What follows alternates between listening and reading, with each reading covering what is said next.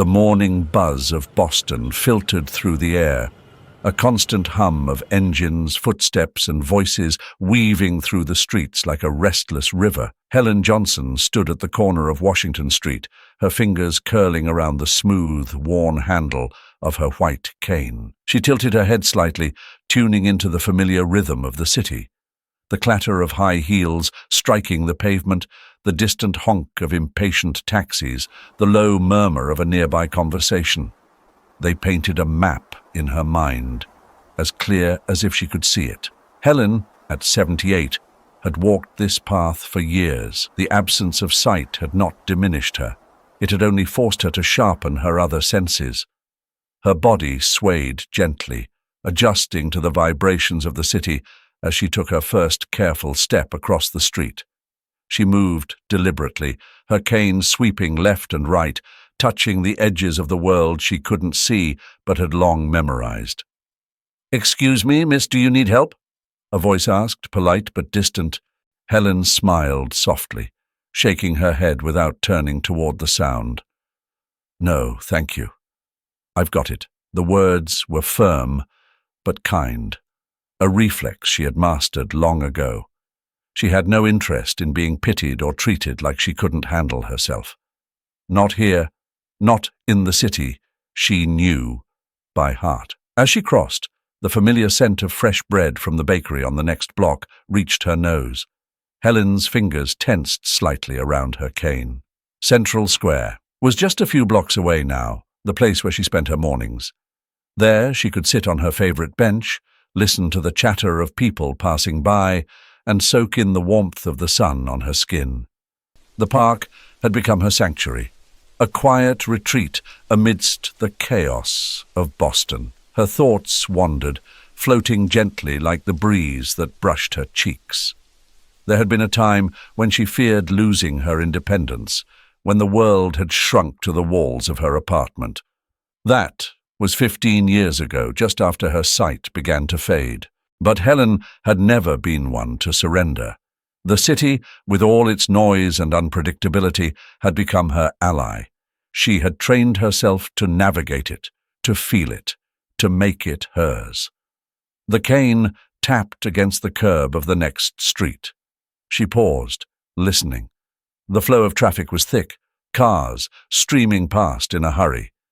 Helen waited, listening for the moment when the world would slow just enough for her to cross. Patience, she reminded herself, was one of her greatest assets now. In the darkness, time took on a different texture, and rushing could lead to mistakes. Finally, the sound of engines quieted, and she moved forward. The cool metal of the streetlight pole brushed her shoulder, guiding her toward the park entrance. As she neared Central Square, the noises began to shift. Children's laughter in the distance, the flutter of birds taking flight, the familiar jingle of a dog's collar. It was peaceful here, a different kind of energy compared to the streets she had just left behind. Helen reached out and felt the rough wood of her usual bench. She sat down slowly, folding her cane neatly beside her. The warmth of the morning sun spread across her face, and she allowed herself a moment to exhale. This was the rhythm she cherished, moving through the city on her own terms, arriving here to sit and simply exist. Her fingers traced the grain of the wood absent-mindedly, her thoughts drifting once more. She wondered, as she often did, how much longer she could keep this up. Independence was a precious thing, but she wasn't blind to the fact that age was catching up to her. The aches in her bones, the moments when her memory blurred like an old photograph, they were subtle reminders that nothing lasted forever. But, even then, she wouldn't let go easily. She couldn't. In the distance, footsteps approached, slow and uneven, breaking her train of thought. Helen stiffened slightly, tilting her head toward the sound. The steps were hesitant, a shuffle more than a stride, moving closer with each passing second. She could sense something off about the rhythm, an irregularity that hinted at someone either lost or struggling. The man, if she was right about the heaviness of the footfalls, stopped just short of the bench. Helen waited, her senses on alert, though she remained outwardly calm. It wasn't unusual for strangers to stop near her, but something about this presence felt different. "Is this seat taken?" a voice finally asked, rough and low, like it hadn't been used much lately. Helen smiled faintly, turning her face in the direction of the voice. "Not at all. Feel free."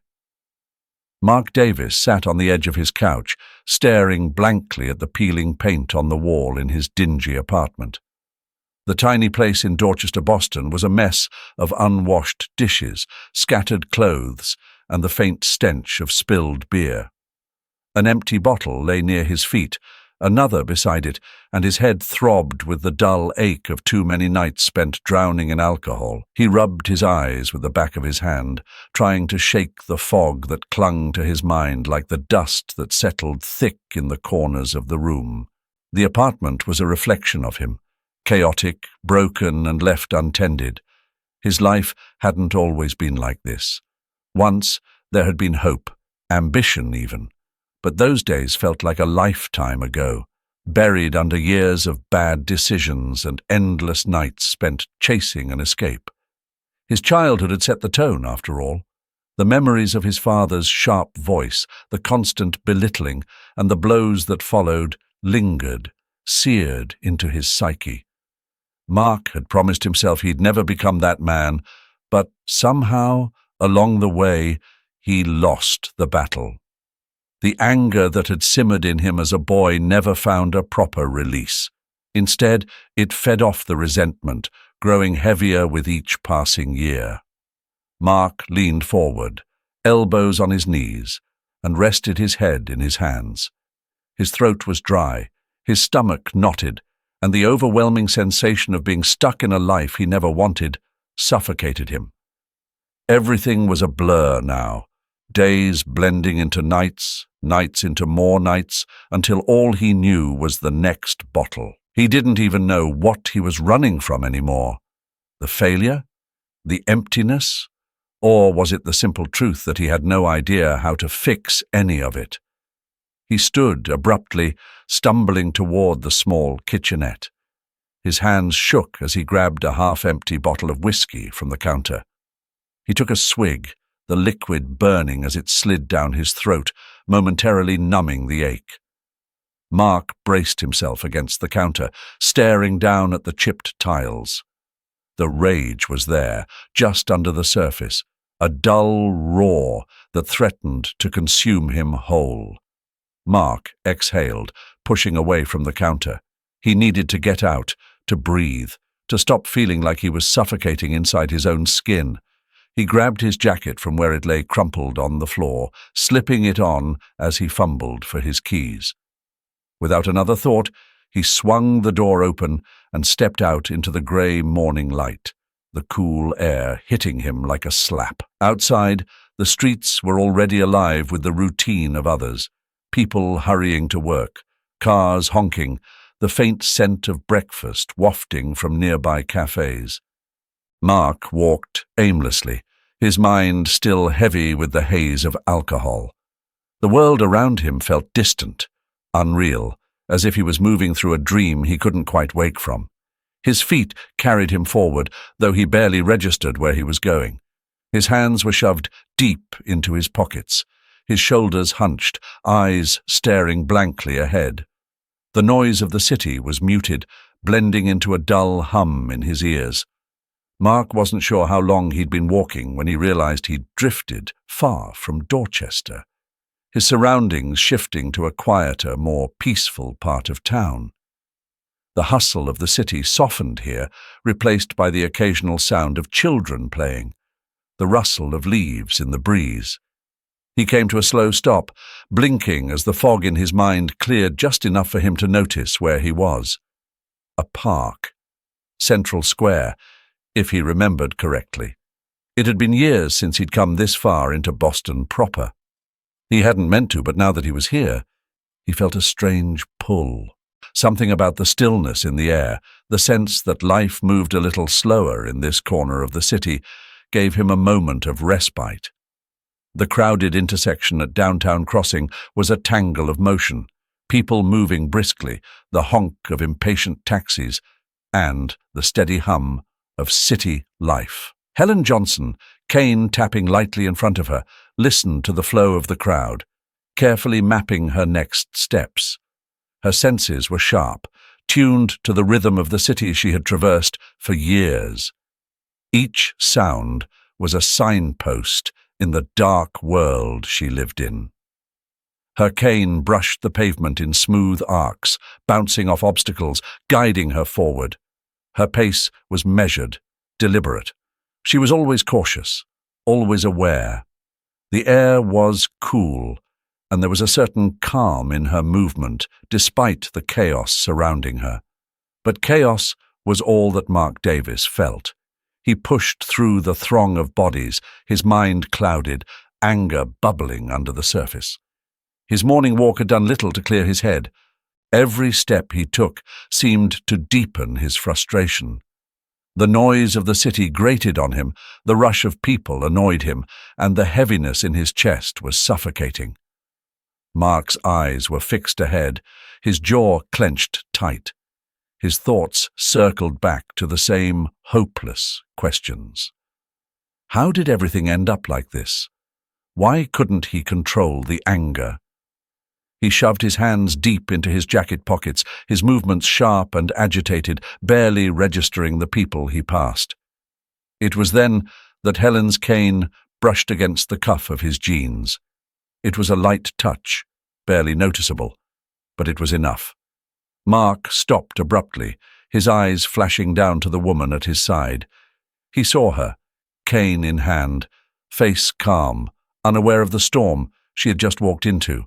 But for Mark, that light tap felt like a deliberate jab, an intrusion, and in his simmering rage, it became the spark that set him off.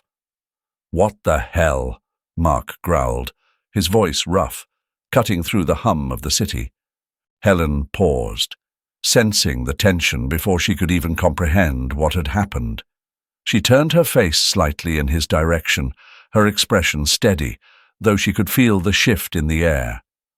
"I'm sorry," she said softly, her voice calm, measured. "I didn't see you." "Didn't see me?" Mark's anger flared, irrational and hot. "Of course you didn't. You're just wandering around with that damn stick, not watching where you're going." Helen felt the bitterness in his words, the force behind them. She tightened her grip on her cane, but she didn't flinch. "I'm blind," she said, her voice still gentle, though she could feel the anxiety building in her chest.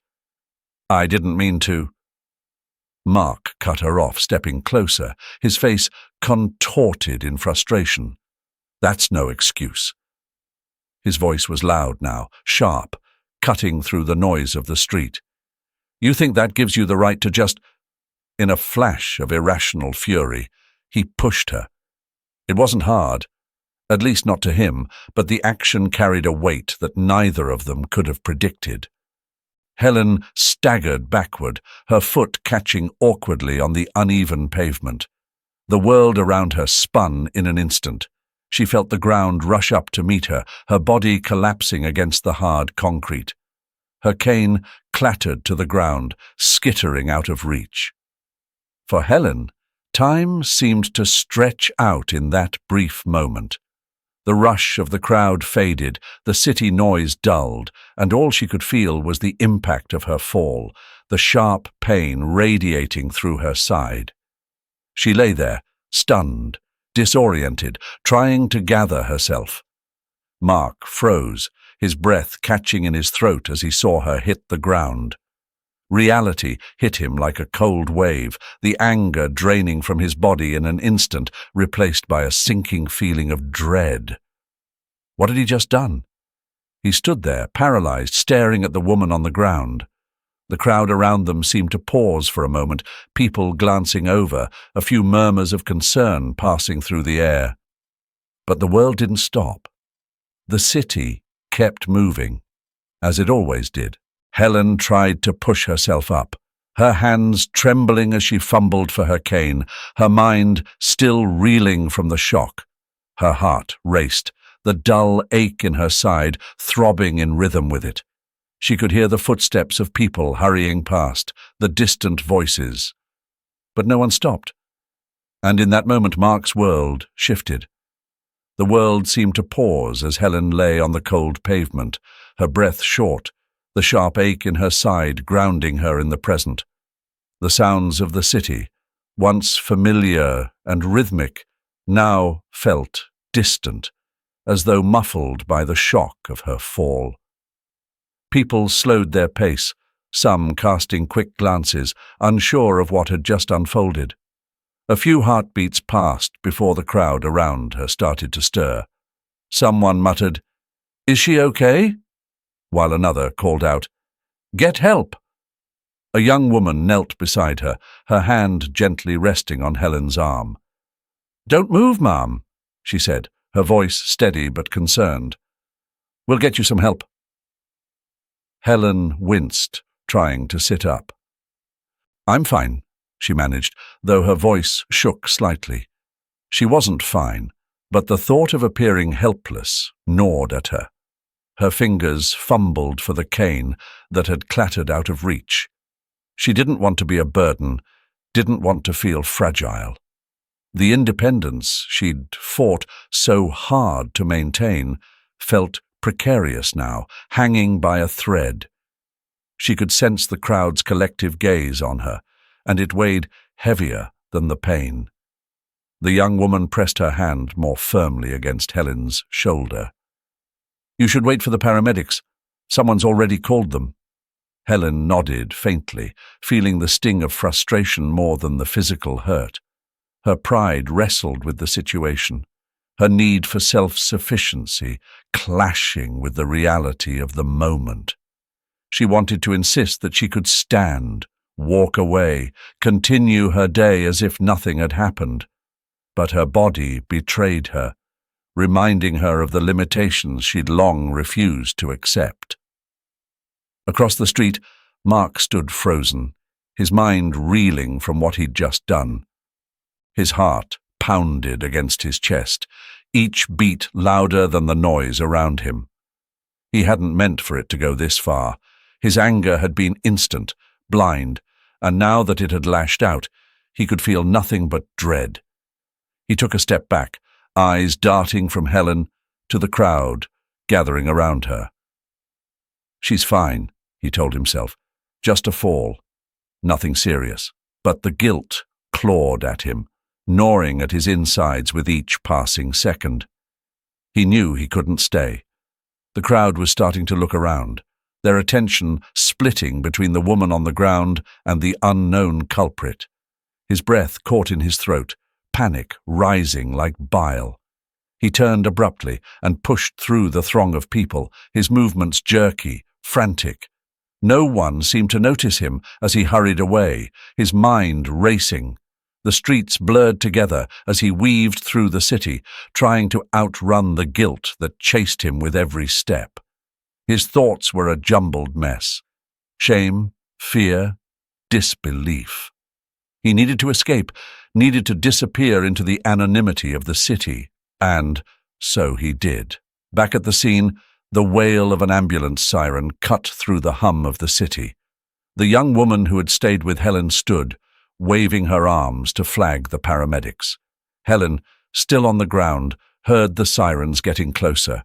David Johnson stood in the middle of his gym, sweat dripping from his forehead, his breathing steady after a long training session. The discipline of jiu-jitsu had shaped his life for years, a strict regimen of focus, control, and self-mastery. But as he wiped his face with a towel, the buzzing of his phone pulled him out of that world, back into something far more fragile. "David, it's your mother," the voice on the other end said, sharp with urgency. "She's been attacked. She's at the hospital." The words hit him like a fist to the gut, knocking the air from his lungs. "What?" David's voice came out in a low, controlled rasp, but his mind raced with a dozen emotions. The one that surfaced, burning through the others, was guilt. How could this happen? How could he, of all people, have failed to protect her? He grabbed his bag and bolted out of the gym, his heart thudding in time with his rapid footsteps. The ride to the hospital felt like an eternity, the streets passing by in a blur of lights, a noise that barely registered. His world had shrunk to one thing: his mother, lying hurt, vulnerable, and alone. David had always admired Helen's fierce independence. She had raised him on her own, strong and determined, never allowing her blindness to become a weakness. She had been his rock growing up, and even now, in his adult life, she remained the steady force he looked up to. But that independence had also left him uneasy. There was always that lingering worry that one day something would happen, and today it had. His thoughts spiraled, images flashing in his mind of her walking alone in the busy city, trying to navigate the world in darkness. The guilt gnawed at him, deeper with each mile closer to the hospital. He should have been there. He should have checked on her more often. All those hours spent training in the gym, honing his body, and yet he had failed at the one thing that truly mattered: protecting his own mother. The hospital room at Boston General was quiet, save for the soft hum of machines monitoring Helen's vitals. She lay still, eyes closed, feeling the cool air on her skin, the sterile scent of antiseptic in the air. Her body ached, and the bruise on her temple throbbed with a dull, persistent pain. But it wasn't the physical injury that weighed on her the most. It was the thought of losing something she held dear: independence.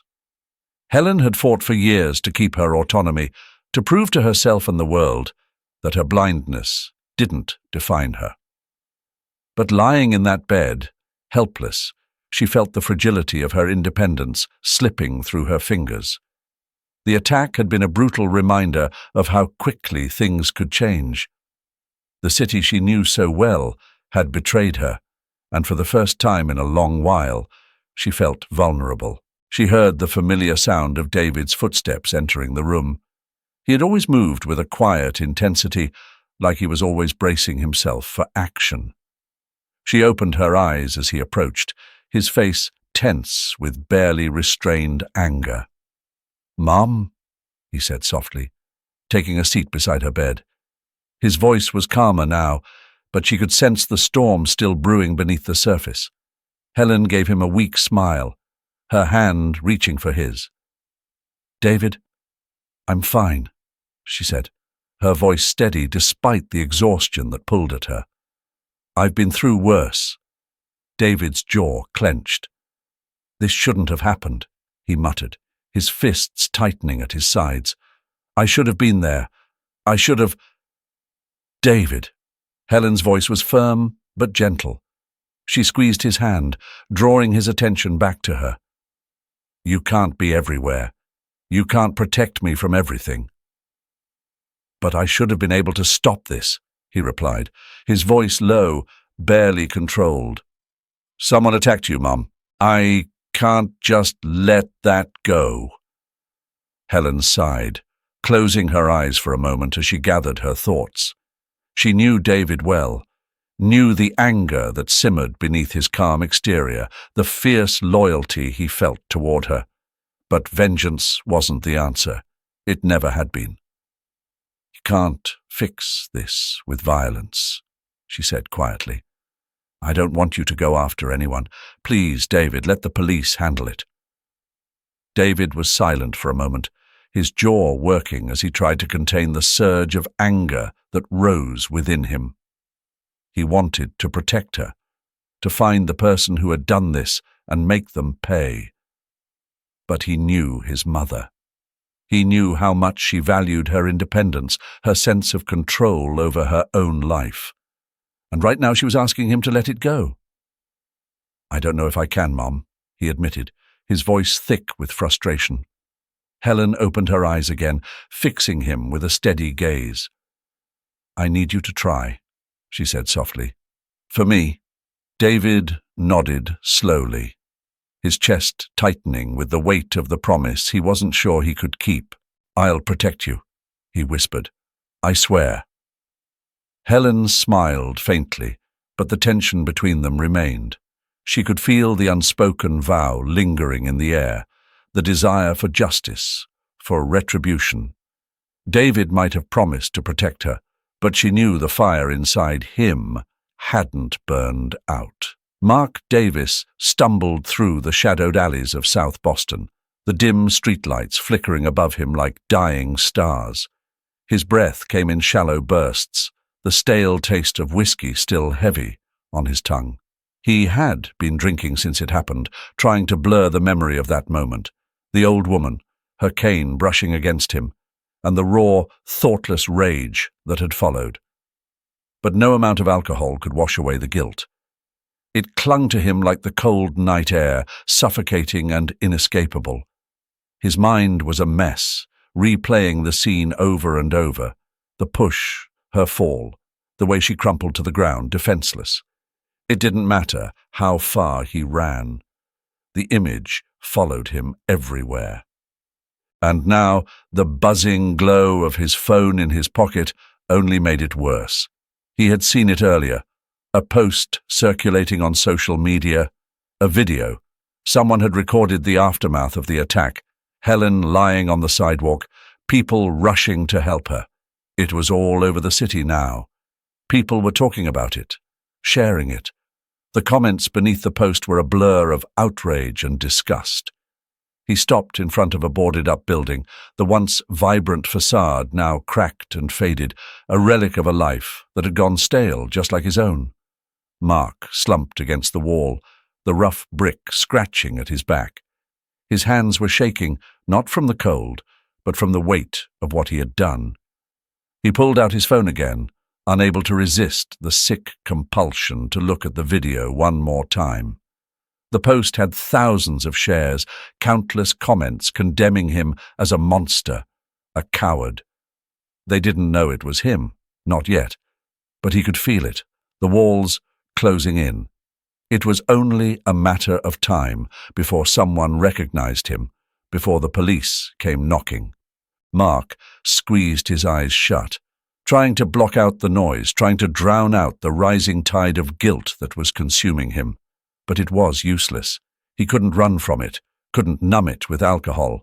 The fear gnawed at his insides like a relentless beast, whispering that everything was about to come crashing down. He wasn't just angry anymore, he was terrified. He thought back to his childhood, the nights spent curled up in his room, hiding from his father's drunken rages. The man had been a tyrant, unleashing his fury on anyone within reach, mostly on Mark and his mother. Those memories had haunted him his whole life, shaping him into someone he had always sworn he wouldn't become. Yet here he was, repeating the cycle, letting his own anger spill over and hurt someone who didn't deserve it. Mark looked up at the sky, its darkness a reflection of his own mind.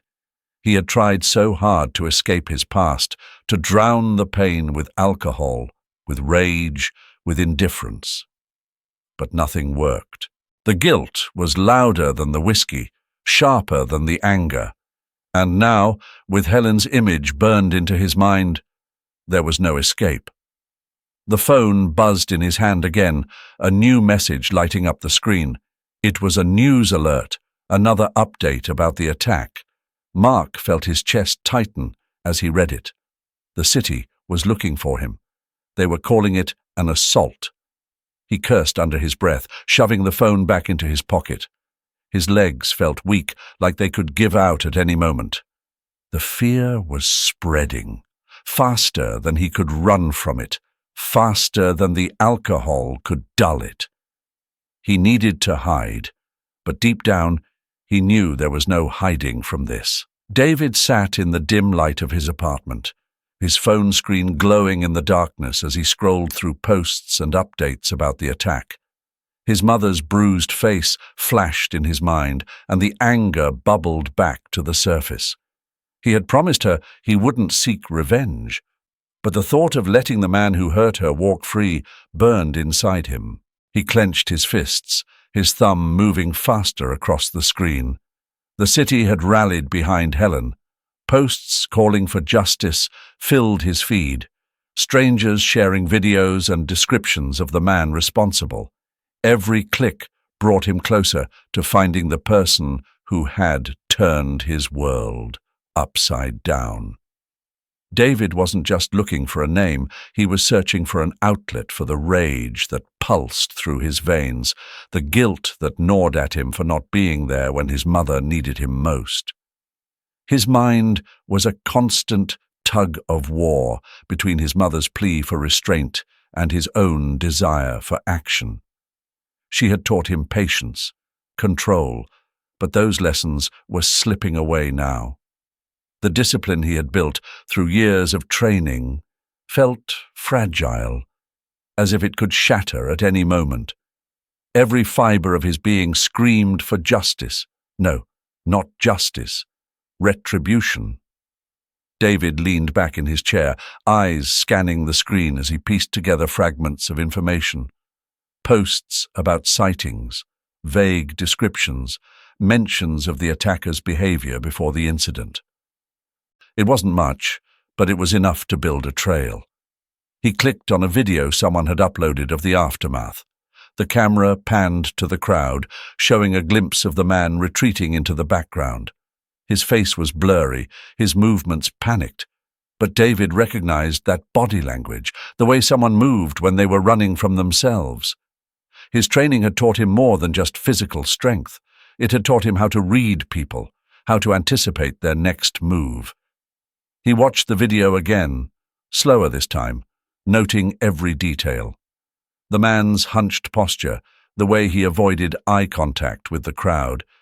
It all pointed to someone unraveling, someone who would be seeking a place to hide.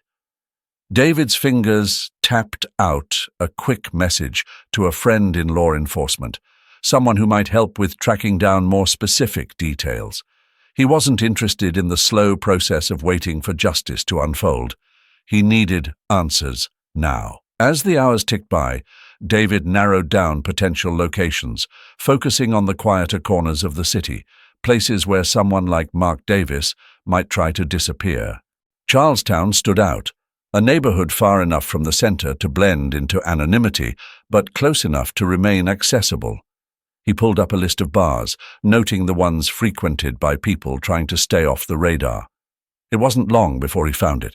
A hole-in-the-wall bar, barely a blip on the map, the kind of place people went when they didn't want to be found. David's gut tightened as he stared at the address. This was where the trail led.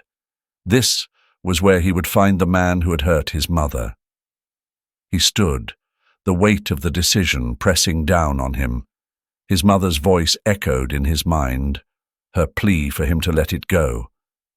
But David couldn't. He wouldn't. Not until he looked the man in the eyes. He grabbed his jacket, the resolve solidifying in his chest as he headed out the door. The bar in Charlestown was dimly lit, the kind of place where shadows clung to the walls and the air hung thick with stale cigarette smoke. Mark Davis sat hunched over the counter, a glass of whiskey half forgotten in front of him. His eyes were fixed on the amber liquid, swirling it absent-mindedly, but his mind was far away. The guilt had been gnawing at him for days now, each moment heavier than the last. He had tried drowning it in alcohol, but the relief was fleeting, the regret always resurfacing. Mark was trapped, consumed by the memory of the old woman falling, her cane clattering on the pavement. He hadn't meant for it to happen, not like that. But now, every time he closed his eyes, he saw her face, the shock, the pain. His breath hitched in his throat as he stared into his glass, trying to numb the voices in his head that wouldn't stop reminding him of what he'd done. The door to the bar creaked open, letting in a brief slice of the outside world before it swung shut again. Mark didn't look up. He didn't care who came in or out. He was too far gone, sinking into the weight of his own actions, the walls of his life closing in on him. David Johnson stepped into the gloom, his eyes adjusting quickly to the dim light. He had found the bar easily enough, just another stop in a string of dives on the outskirts of Boston, where men like Mark tried to disappear. But David wasn't here by accident. He had tracked Mark down, following the trail of rumors and sightings, each step bringing him closer to this moment. The tension coiled in his chest, ready to explode. He spotted Mark immediately. The man looked as broken as David had expected, his shoulders slumped, his body language screaming defeat. But that didn't soften the anger that still burned inside David. Every step toward the bar felt like a slow, deliberate march towards something he couldn't turn away from. David stopped a few feet behind Mark, his fists clenched at his sides. Mark Davis. Mark flinched at the sound of his name, but he didn't turn around. He knew who it was before he even heard the voice. He had been waiting for this, in a way, expecting it. Slowly, he set the glass down and lifted his head, staring at his reflection in the dusty mirror behind the bar. He looked tired, hollow, a man who had lost everything, especially himself. "I know why you're here," Mark said quietly, his voice rough, worn down by days of guilt and whiskey. David's jaw tightened. "You hurt my mother." Mark closed his eyes, the words cutting through him like a blade. "I know." The silence between them stretched, thick with tension. David could feel the rage pulsing beneath his skin, the urge to strike out, to make Mark pay for what he'd done. But as he stood there, staring at the back of Mark's head, something shifted. The anger, the fire, it was still there, but so was the face of his mother, calm and steady, asking him to let it go. David exhaled slowly, forcing himself to unclench his fists. "Why?" he asked, his voice low, measured. "Why did you do it?" Mark finally turned in his seat, his eyes bloodshot, dark circles etched beneath them. He looked up at David, his expression haunted. "I didn't mean to," he whispered. It was a mistake. I wasn't thinking. I was angry, and she—" His voice cracked. I just snapped. David studied him for a long moment, his breath steady but shallow. He could see the truth in Mark's eyes. The man was broken, consumed by the weight of his own actions. But that didn't erase what had happened. It didn't take away the bruise on his mother's face, the way she had been left lying on the pavement. "I could beat you within an inch of your life," David said, his voice even, though the fury still simmered beneath. "But it won't change anything." Mark nodded, his gaze dropping to the floor. "I know." David stepped closer, the tension between them palpable. For a moment the bar felt like it was holding its breath, waiting to see what would happen next. But David wasn't here to spill more blood. His mother had taught him better than that. "You're going to answer for this," David said, pulling out his phone.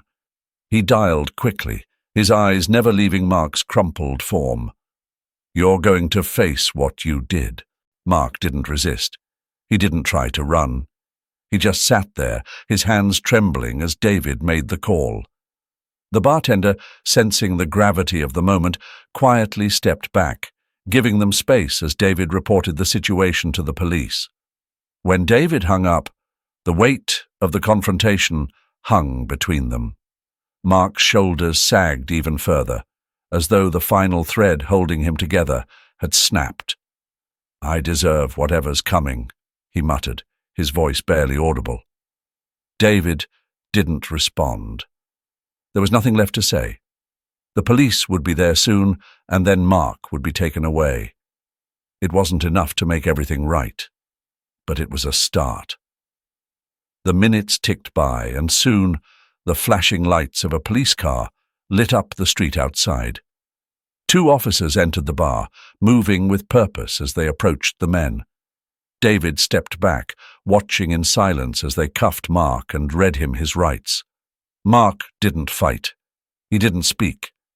He simply stood, his head bowed, and followed the officers out into the night. As they led him to the squad car, David's anger finally began to cool, replaced by a dull, empty feeling in his chest. This wasn't justice, not exactly, but it was something. And soon Mark would stand before a judge, his fate no longer in David's hands. David watched until the car disappeared into the distance, his heart heavy but steady. It was over for now, but he knew the real healing, the kind his mother needed, would take time. The courtroom was still, the air heavy with anticipation, as the judge read the final words of Mark Davis's sentence. Helen sat in the front row, her hands resting calmly in her lap, her face a quiet mask of composure. David sat beside her, his jaw tight, though the tension that had once consumed him had begun to ebb. Mark stood before the judge, his head bowed, hands clasped in front of him. The sentence, 2 years for assault, hung in the air, but it was the silence afterward that seemed to weigh the heaviest. He had known this moment would come, but knowing didn't make it easier. His mind replayed the scene over and over, the way Helen had fallen, the sickening realization that he had crossed a line he could never uncross. The judge dismissed the court, and as the crowd began to disperse, Mark was escorted out of the room in handcuffs. His eyes found Helen's, and for the first time in weeks, they locked gazes. There was no anger in her face, only something deeper, understanding, maybe even compassion. A few days later, in the sterile walls of the county jail, Mark sat at a small metal table, waiting. He had received a message that someone was coming to visit him, but he hadn't expected this. The door opened with a quiet groan, and Helen, with David at her side, entered the room. Mark stood awkwardly, unsure of what to do, before sitting back down as they approached. Helen was the first to speak. "You don't have to stand on my account," she said gently, a faint smile playing on her lips. Mark could hardly meet her eyes. "I didn't think you'd come," he murmured, his voice hoarse, worn down by guilt. Helen leaned forward, her hands resting on the edge of the table. "I wanted to see you before the sentencing," she said softly. "There are things that need to be said." Mark swallowed hard, unable to find the right words, if there were any to say at all. "You made a terrible mistake," Helen continued, her tone even, though not without warmth. "But mistakes don't have to define us." Mark flinched, guilt surging through him again. "I never meant to hurt you like that," he said, his voice barely above a whisper. I lost control." Helen nodded slowly. "I know.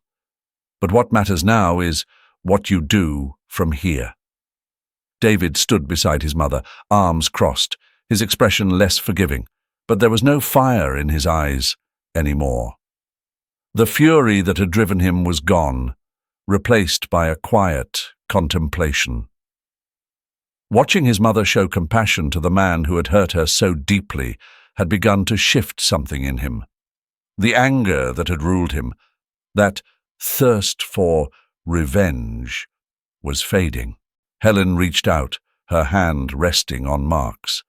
It was a simple gesture, but in the cold, impersonal setting of the jail, it carried more weight than words could.